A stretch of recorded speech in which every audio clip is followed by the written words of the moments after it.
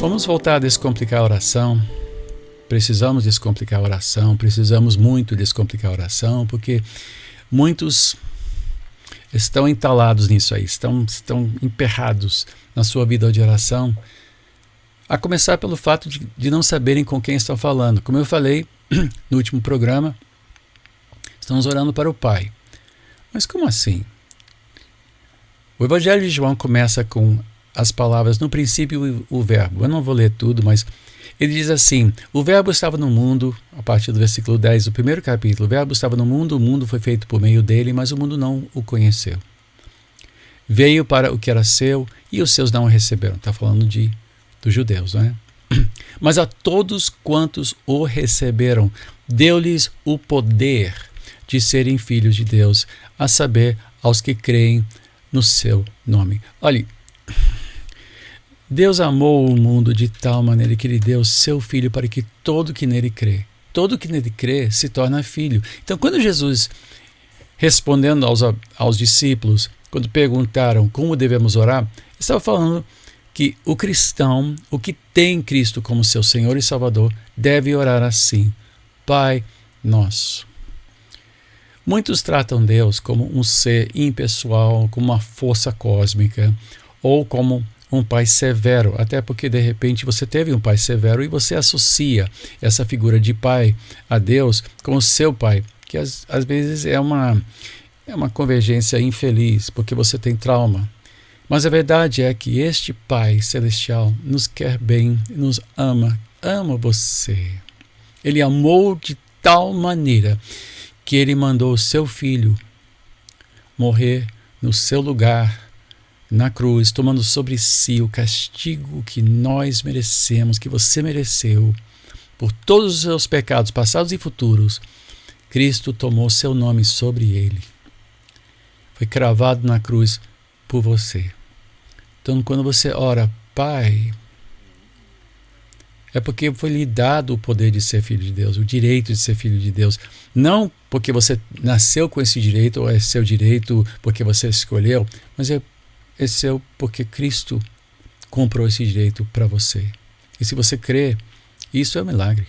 É um milagre. Não é uma questão de bom senso, é um milagre que Deus operou em sua vida. Então, quando nós oramos, estamos falando com um Pai que é um bom Pai. Um Pai que nos ama, que nos quer bem. Então, você não tem que tratá-lo como uma entidade que você tem que apaziguar como uma oferenda, ou como uma promessa, ou com as palavras certas, né? Meu filho mais velho, quando ele era bem pequeno, quando ele tinha fome, ele vinha assim. Mostrava que ele queria comer. Ele não tinha que falar: pai, eu gostaria de um alimento, porque o meu pai amado, Não, ele veio assim. Eu já entendia. E como eu amo meu filho, os meus 2 filhos, e noras e netos, basta um sinal. Deus nos ama muito, nos quer bem, mais do que possamos imaginar. Então, quando eu oro, eu tenho que levar em conta que a minha oração acontece na presença de alguém que me ama de tal maneira que ele deu seu Filho unigênito para morrer em meu lugar e comprar para mim a minha adoção. Eu nasci nas trevas, assim como você. Todos nós nascemos nas trevas, inimigos de Deus, rebeldes contra Deus, pecadores. Mas quando o Evangelho cai sobre o nosso coração e o Espírito Santo opera, ele nos transforma em filhos. E quando o filho pede, o Pai que ama cuidará de nós. Não tem que ficar se sentindo culpado por não falar com Deus. Você devia acordar e entender que privilégio você tem.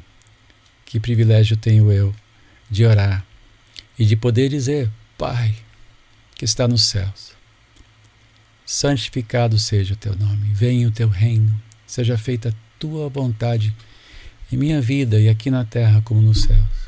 E o pão nosso de cada dia dá-nos hoje. Jesus disse, seu pai é bom. Quando você pede pão, ele não dará uma pedra. Se pedir um ovo, ele não dará uma serpente. O pai nos quer bem.